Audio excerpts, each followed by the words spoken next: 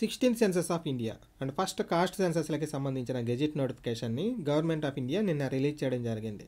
ఈ ప్రాసెస్ మొత్తాన్ని అంటే జనాభా లెక్కలు కులగణనని 2 విడతల్లో నిర్వహిస్తారు. దీనికి సంబంధించి రిఫరెన్స్ డేట్గా 1 మార్చి 2027ని తీసుకోవడం జరిగింది. మంచు ప్రాంతాలకు మాత్రం అంటే లడాక్, జమ్మూ అండ్ కాశ్మీర్, హిమాచల్ ప్రదేశ్, ఉత్తరాఖండ్లకి మాత్రం ఈ రిఫరెన్స్ డేట్ ఏంటంటే 1 అక్టోబర్ 2026. ఈ ఎంటైర్ ప్రాసెస్కి ఎస్టిమేటెడ్ కాస్ట్ లేదా అంచనా వ్యయం ఎంతంటే 13,000 కోట్లు. Significant milestone of this census ఏంటంటే this will include the first national wide caste enumeration since 1931. అంటే 1931 తర్వాత మొట్టమొదటిసారిగా కుల గణనని కూడా ఇందులో ఇంక్లూడ్ చేయడం జరిగింది. ఇంకోలా చెప్పాలంటే స్వాతంత్రానంతరం మొట్టమొదటిసారిగా మనం ఈ కుల గణన అనేది చేస్తున్నాం. ఫస్ట్ టైం దీన్ని ఎప్పుడు చేశారంటే 1881లో చేశారు. తర్వాత ఆల్మోస్ట్ ఎవ్రీ 10 years ఒకసారి చేసుకుంటూ వచ్చి 1931 వరకు చేసేవాళ్ళు. తర్వాత 1941లో చేసినా వాటి రిజల్ట్స్ని రిలీజ్ చేయలేదు. తర్వాత మళ్ళీ ఇన్నేళ్ల తర్వాత ఈ కాస్ట్ బేస్డ్ సెన్సస్ కూడా మనం రిలీజ్ చేయబోతున్నాం. ఇక్కడ చాలా మందికి ఒక డౌట్ వస్తుంది, అదేంటి ఎవ్రీ సెన్సస్తో పాటు ఎస్సీ ఎస్టీల డేటా కూడా రిలీజ్ చేస్తారు కదా అని చెప్పి. ఇక్కడ మనం ఎస్సీ ఎస్టీల డేటా గురించి మాట్లాడుకోవట్లేదు, మొత్తం అన్ని కులాలకి సంబంధించిన ఇన్ఫర్మేషన్ గురించి మాట్లాడుకుంటున్నాం. రాబోయే కాంపిటేటివ్ ఎగ్జామ్స్కి సంబంధించి ఈ టాపిక్ చాలా చాలా ఇంపార్టెంట్ అండ్ మోస్ట్ ఎక్స్పెక్టెడ్ అని చెప్పొచ్చు. సో ఇక్కడ డీటెయిల్స్లోకి వెళ్లే ముందు ఈ సెన్సస్ ఆఫ్ ఇండియాకి సంబంధించిన కొన్ని బేసిక్స్ చూద్దాం. మన సెన్సస్ని డిసెనియల్ సెన్సస్ అంటాం. ఇక్కడ డిసెనియల్ అంటే రికరింగ్ ఎవ్రీ 10 years అని అర్థం. అంటే మన జనాభా లెక్కల సేకరణ అనేది ప్రతి 10 సంవత్సరాలకు ఒకసారి జరుగుతుంది. లాస్ట్ టైం అంటే 15th సెన్సస్ ఎప్పుడు జరిగిందంటే 2011లో జరిగింది. సో 16th యాక్చువల్లీ 2021లో జరగాలి. దీనికి సంబంధించి 2019 నుంచి అరేంజ్మెంట్స్ కూడా చేసేసుకున్నారు.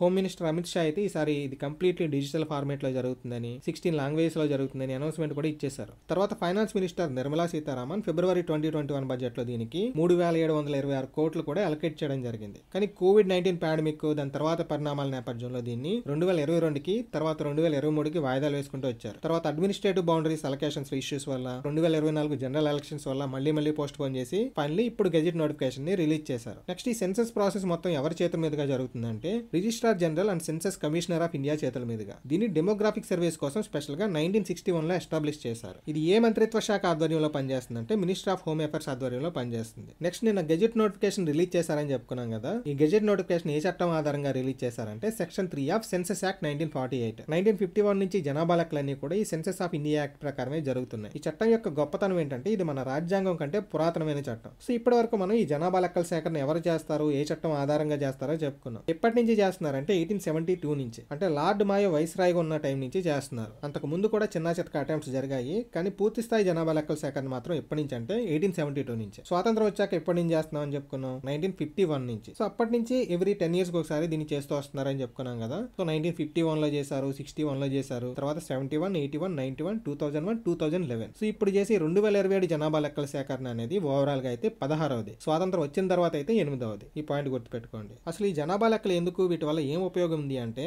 దేశంలోని ప్రజల స్థితిగతులను మార్చాలంటే వాళ్ళ వివరాలు తెలుసుకోవాల్సి ఉంటుంది. ఫస్ట్ అసలు దేశ జనాభా ఎంత ఉంది, వాళ్ళ ఏజ్ గ్రూప్స్ ఎలా ఉన్నాయి, ఆడవాళ్ళు ఎంతమంది ఉన్నారు, మగవాళ్ళు ఎంతమంది ఉన్నారు, ఎడ్యుకేషన్, నివాసం, వృత్తి, ఇలాంటి డీటెయిల్స్ అన్ని గ్యాదర్ చేయడమే జనగణన అంటాం. ఇలా గ్యాదర్ చేసిన ఇన్ఫర్మేషన్ ఆధారంగానే ఎలక్టోరల్ కాన్స్టిట్యుయెన్సీస్ అంటే నియోజకవర్గాల్ని సెలెక్ట్ చేస్తారు. ఎస్సీ ఎస్టీలకి సీట్లు కేటాయిస్తారు. రాష్ట్రాలకి, జిల్లాలకి సెంట్రల్ గవర్నమెంట్ ఇచ్చే గ్రాంట్స్ అన్ని కూడా పాపులేషన్ బేస్డే ఉంటాయి. అలానే సబ్సిడీస్, అలొకేషన్స్ కూడా. ఎడ్యుకేషన్ నుంచి రూరల్ డెవలప్మెంట్ దాకా మంత్రిత్వ శాఖలన్నీ స్కూల్స్ ని, ప్రైమరీ హెల్త్ సెంటర్స్ ని, ఇన్ఫ్రాస్ట్రక్చర్ ప్రాజెక్ట్స్ ని లొకేట్ చేయడానికి ఈ సెన్సస్ డేటాని యూజ్ చేస్తారు. Migration, urbanization, employment, fertility rate, ఇలా భారత్కి సంబంధించిన ఏ ట్రెండ్ ని అర్థం చేసుకోవాలన్నా ఈ సెన్సస్ ఆధారంగానే చేస్తారు. నెక్స్ట్ రాజ్యాంగంలోని కొన్ని ప్రొవిజన్స్ అమలు చేయడానికి కూడా సెన్సస్ చాలా అవసరం. For example article 82 delimitation of constituencies, నియోజకవర్గాల పునర్విభజన. ఈ నియోజకవర్గాల సంఖ్యని డిసైడ్ చేయడానికి కూడా ఈ జనాభా లెక్కల్ని ఆధారం చేసుకుంటారు. సో ఎవ్రీ 10 years కి అంటే జనాభా లెక్కల సేకరణ జరిగిన ప్రతిసారి ఈ నియోజకవర్గాల సంఖ్యను కూడా చేంజ్ చేయాలి. కానీ 1976లో 42వ రాజ్యాంగ సవరణ చట్టం ద్వారా 25 years వరకు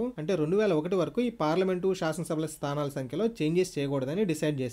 నెక్స్ట్ మళ్ళీ 2001లో 84వ సవరణ చట్టం ద్వారా దీన్ని ఇంకొక 25 years కి అంటే 2026 వరకు ఎక్స్టెండ్ చేశారు. సో ఆ రకంగా చూసినా ఈ 16th సెన్సస్ అనేది క్రూషియల్ అని చెప్పొచ్చు. అలానే ఆర్టికల్స్ 330, 332 లోక్సభలోను, శాసనసభల్లోను ఎస్సీ ఎస్టీలకి జనాభా ప్రాతిపదికన సీట్ల కేటాయింపు. సో దానికి కూడా మనకి జనాభా లెక్కలు అనేవి అవసరం అవుతాయి. ఇదంతా అడ్మినిస్ట్రేటివ్ పర్పస్ కి సంబంధించి. ఇన్ జనరల్ ఇంకా చాలా అడ్వాంటేజెస్ ఉన్నాయి. నెక్స్ట్ ప్రజెంట్ సినారియోకి వచ్చేద్దాం. ఈసారి సెన్సస్ ఎలా కండక్ట్ చేస్తారు? యాక్చువల్లీ దీన్ని 2 phases లో కండక్ట్ చేస్తారని చెప్పుకున్నాం, 2 విడతలుగా. First phase house listing phase. ఈ ఫేజ్ లో బిల్డింగ్స్ లేదా హౌసెస్ కి సంబంధించిన ఇన్ఫర్మేషన్ ని గ్యాదర్ చేస్తారు. సెకండ్ ఫేజ్ పాపులేషన్ ఎన్యూమరేషన్ అంటే నార్మల్ పీపుల్ కి సంబంధించిన ఇన్ఫర్మేషన్ ని గ్యాదర్ చేస్తారు. సో సింపుల్ గా చెప్పాలంటే ఫస్ట్ పేజ్ లో ఇన్యూమరేటర్స్ ప్రతి బిల్డింగ్ ని హౌస్ ని విజిట్ చేసి డేటా కలెక్ట్ చేస్తారు. Head of the house hold, number of members, use of the building అంటే రెసిడెన్షియల్, కమర్షియల్, నెక్స్ట్ కన్స్ట్రక్షన్ కి యూజ్ చేసిన మెటీరియల్స్ ఏంటి, number of rooms, sources of water, electricity, type of toilets, వంట కోసం ఏం use చేస్తున్నారు, availability of assets like TV, phone, vehicles ఇలాంటివి అనమాట. అసలు ఇన్ఫర్మేషన్ అంతా ఎందుకంటే ఇది భారత్ లో హౌసింగ్ స్టాక్, అమ్యూనిటీస్,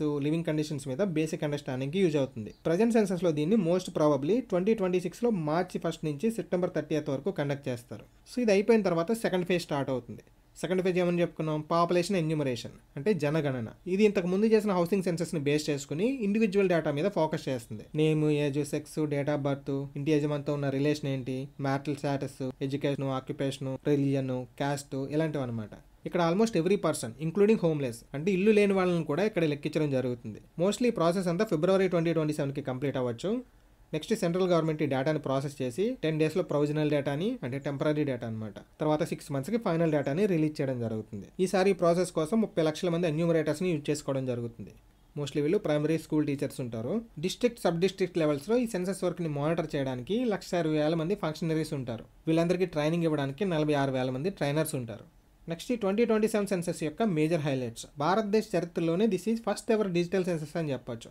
ఎందుకంటే గవర్నమెంట్ ఈసారి కంప్లీట్గా పేపర్ వర్క్ని పక్కన పెట్టేసి మొబైల్ యాప్స్ మీదే డిపెండ్ అవ్వబోతుంది. అదేవిధంగా ఆన్లైన్ సెల్ఫ్ ఎన్యూమరేషన్ కూడా ఉంటుంది. అంటే మనమే ఓన్గా మన డీటెయిల్స్ని ఎంటర్ చేయడం. ఈ ఆన్లైన్ సెల్ఫ్ ఎన్యూమరేషన్ మీద క్వశ్చన్స్ పడవచ్చు. దీని గురించి జాగ్రత్తగా చూడండి. ఈ సెల్ఫ్ ఎన్యూమరేషన్లో మనం గవర్నమెంట్ పోర్టల్లో కానీ వాళ్ళ యాప్లో కానీ లాగిన్ అయ్యి మన డీటెయిల్స్ మనమే ఎంటర్ చేసుకుంటాం. ఒకసారి ప్రాసెస్ కంప్లీట్ అయిన తర్వాత మనకు ఒక ఐడి వస్తుంది. సో సెన్సస్ ఎన్యూమరేటర్స్ మన ఇంటికి వచ్చినప్పుడు మనం జస్ట్ ఈ ఐడి చూపిస్తే సరిపోతుంది. దీన్ని మనం ఏమని పిలుస్తున్నాం, ఆన్లైన్ సెల్ఫ్ ఎన్యూమరేషన్. అలానే మనం ఇంతకుముందు చెప్పుకున్నట్టుగా this is also the first since 1931 that will collect caste data for all communities. అంటే అన్ని కమ్యూనిటీస్కి సంబంధించిన కాస్ట్ డేటాని మనం 1931 తర్వాత లేదా స్వతంత్రం వచ్చిన తర్వాత ఫస్ట్ టైం కలెక్ట్ చేస్తున్నాం. నెక్స్ట్ 2011 సెన్సెస్కి 2027 సెన్సెస్కి ఉన్న మేజర్ డిఫరెన్సెస్ ఏంటి? ఇక్కడ మెయిన్ డిఫరెన్సెస్ గురించి మనం ఆల్రెడీ డిస్కస్ చేసుకున్నాం. లైక్ ఫస్ట్ టైం డిజిటల్ చేస్తున్నాం, సెల్ఫ్ ఎన్యూమరేషన్ చేస్తున్నాం, కాస్ట్ బేస్డ్ సెన్సెస్ కూడా ఫస్ట్ టైం చేస్తున్నాం. ఇవి కాకుండా అడిషనల్ డిఫరెన్సెస్ ఏంటంటే జీపీఎస్ ఇంటిగ్రేషన్. 2011లో మనం ఫిజికల్ మ్యాప్స్ని, ఏరియా లిస్టులని యూజ్ చేస్తాం. ఈ 2027 సెన్సెస్లో జీపీఎస్ ట్యాగింగ్ని, జియో ఫెన్సింగ్ని యూజ్ చేస్తాం. Mobile tracking and validation.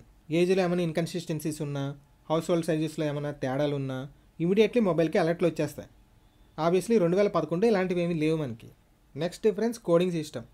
ఈసారి డేటాని యాక్యురేట్గా కలెక్ట్ చేయడానికి, మేనేజ్ చేయడానికి రిజిస్ట్రార్ జనరల్ ఒక స్పెషల్ కోడింగ్ సిస్టమ్ని ఇంట్రడ్యూస్ చేయడం జరిగింది. ఇంతకుముందు 2011లో అయితే క్యాస్ట్, ఆక్యుపేషన్, మదర్ టంగ్ లాంటివి మాన్యువల్గా రాయాల్సి వచ్చేది. సో మిస్టేక్స్ వచ్చి డేటాను ప్రాసెస్ చేసే టైంలో అన్నెసరీ కన్ఫ్యూజన్కి ఛాన్సెస్ ఎక్కువ ఉండే. ఇప్పుడు ఆ ప్రాబ్లం లేదు. ఇంకోటి ఏంటంటే ఇంతకుముందు రెస్పాన్సెస్కి సంబంధించి డిస్క్రిప్టివ్ టైప్ క్వశ్చన్స్ కూడా ఉండేవి. సో డేటా ప్రాసెసింగ్ టైంలో హ్యూమన్ ఇంటర్వెన్షన్ అనేది కంపల్సరీ ఉండాలి. సో దీన్ని ప్రాసెస్ చేయడానికి సంవత్సరాలు పట్టింది. అలానే వాళ్ళు కరెక్ట్గా వ్యాలిడేట్ చేసేసారని కూడా చెప్పలేం. సో మిస్టేక్స్ ఎక్కువ అనమాట. సో దీన్ని అవాయిడ్ చేయడానికి ఈసారి ఏం చేస్తున్నారంటే కోడ్ డైరెక్టరీస్ని యాడ్ చేస్తున్నారు. ఈ వర్డ్ కూడా ఇంపార్టెంట్. అసలు ఏంటి కోడ్ డైరెక్టరీస్ అంటే ప్రజలు ఇచ్చే రెస్పాన్సెస్ని ముందుగానే మొబైల్ యాప్లో ఎంటర్ చేసేసి వాటికి కోడ్లని కేటాయిస్తారు. సో వాళ్ళకి సమాధానం చెప్పగానే based on that answer enumerators ఏం చేస్తారంటే రకరకాల కోడ్స్ని సెలెక్ట్ చేసుకుంటూ పోతారు. సో ఇక్కడ మనకి ప్రాసెసింగ్ ఈజీ అవుతుంది, రిజల్ట్ కూడా వెంటనే వచ్చేస్తుంది. సో మరి ఈ ప్రాసెస్లో అన్ని పాజిటివిటీసే ఉన్నాయా, ఛాలెంజెస్ ఏం లేవా అంటే ఛాలెంజెస్ కూడా చాలా ఉన్నాయి. సో ఇప్పుడు సవాళ్ళు ఏమి ఎదురవుతున్నాయి, వాటిని పరిష్కరించడానికి మనం ఏమేమి చర్యలు తీసుకుంటున్నామో చూద్దాం. మోస్ట్ ఇంపార్టెంట్ది డిజిటల్ లిటరసీ అమంగ్ ఎన్యూమరేటర్స్. ఎన్యూమరేటర్స్గా మనం నియమించేది సాఫ్ట్వేర్ ఇంజనీర్స్ని కాదు, ప్రైమరీ స్కూల్ టీచర్స్ అని చెప్పుకున్నాం. సో వీళ్ళకి యాప్స్ ఎలా యూజ్ చేయాలి, కోడ్ డైరెక్టరీస్ని ఎలా యాక్సెస్ చేయాలనే దాని మీద కంప్లీట్ అవగాహన అనేది ఉండదు. సో వాళ్ళు వీటిని ప్రాపర్గా యూజ్ చేసి అలా చేయడం కొంచెం కష్టం. సో దీనికోసం మనం ఏం చేస్తున్నామంటే ఈ యాప్స్ని కొంచెం ఈజీగా ఉండేలా డిజైన్ చేస్తున్నాం. ఫస్ట్ థింగ్ వాళ్ళకి ప్రాపర్ ట్రైనింగ్ కూడా ఇప్పిస్తున్నాం. నెక్స్ట్ అదేవిధంగా ఇంటర్ఫేస్ కూడా మనం లోకల్ లాంగ్వేజ్లోనే ఉండేలాగా డిజైన్ చేస్తున్నాం. అంటే ఫర్ ఎగ్జాంపుల్ ఇక్కడ ఈ తెలుగు రాష్ట్రాలకు సంబంధించిన ఎన్యూమరేటర్స్ ఉన్నారనుకోండి, వాళ్ళకి యాప్ అంతా కూడా తెలుగులోనే ఉంటుందన్నమాట. నెక్స్ట్ బిగ్గెస్ట్ ప్రాబ్లం ఏంటంటే కనెక్టివిటీ. రిమోట్ ఏరియాస్లో నెట్వర్క్ అనేది పెద్ద ప్రాబ్లం. దీన్ని ఎలా ఫేస్ చేస్తున్నారంటే ఆఫ్లైన్లో కూడా వర్క్ అయ్యేలాగా ఈ యాప్స్ని డిజైన్ చేస్తున్నారు. వన్స్ సిగ్నల్ రాగానే ఆటో సింక్రనైజ్ అయ్యి డేటా మొత్తాన్ని సర్వర్స్కి పంపిస్తాయి. ఇవి అంటే స్వయంచాలకంగా పనిచేసేలాగా వీటిని డిజైన్ చేయడం జరిగింది. ఓకే, ఈ పాయింట్ కూడా గుర్తుపెట్టుకోండి. నెక్స్ట్ యూజ్ చేసేటప్పుడు యాప్స్లో ఏమైనా లోపాలు తలెత్తితే ఫీల్డ్ సపోర్ట్ ఉంటుంది. వీటికి సంబంధించిన డయాగ్నోస్టిక్ టూల్స్ని కూడా ఇవ్వడం జరుగుతుంది. నెక్స్ట్ జీపీఎస్ యూజ్ చేస్తారని చెప్పుకున్నాం కదా, మరి కోఆర్డినేట్స్లో ఏమైనా ప్రాబ్లమ్స్ వచ్చినప్పుడు ఏం చేస్తారంటే సూపర్వైజర్స్ వీటిని చెక్ చేసి మాన్యువల్గానే అడ్జస్ట్ చేసేస్తారు. నెక్స్ట్ ప్రాబ్లం వచ్చేసి reluctance or fear among respondents. అంటే ఎన్యూమరేటర్ ఏమైనా ఒక పర్సన్ దగ్గరికి వెళ్ళి డేటా అడిగినప్పుడు ఆ పర్సన్ చిరాకులో ఉండొచ్చు, లేదంటే నిజమైన డీటెయిల్స్ ఇచ్చేస్తే తర్వాత ఏమైనా ప్రాబ్లం వస్తుందని భయపడవచ్చు. ఇలాంటి వాళ్ళని డీల్ చేయడానికి అన్యూమరేటర్స్కి సాఫ్ట్ స్కిల్స్లో కూడా ట్రైనింగ్ ఇవ్వడం జరుగుతుంది. లీగల్ ప్రొవిజన్స్కి సంబంధించి కూడా ఎడ్యుకేట్ చేస్తారు వాళ్ళని. సో ఇంకా ఏమైనా ప్రాబ్లమ్స్ ఉన్నా లేదా అన్యూమరేటర్స్కి డేటా మీద డౌట్స్ ఉన్నా కూడా బిల్ట్ ఇన్ మొబైల్ అలర్ట్స్ ఉంటాయి. నెక్స్ట్ క్వాలిటీ కంట్రోల్ ఉంటుంది. అంటే సూపర్వైజర్స్ ఫ్లాగ్ చేసిన ఫామ్స్ని రివ్యూ చేస్తారు. సెన్సస్ ఆఫీసర్స్ కూడా ర్యాండమ్గా చెక్ చేస్తారు. వయసు ఇలాంటి ఏమైనా తేడాగా ఉన్నా, డూప్లికేట్ ఎంట్రీస్ ఉన్నా, అంటే ఒక వ్యక్తి డిఫరెంట్ ప్లేసెస్ నుంచి డీటెయిల్స్ ఇచ్చినా సబ్మిషన్కి ముందే వాటిని గుర్తించి కరెక్ట్ చేసేస్తారు.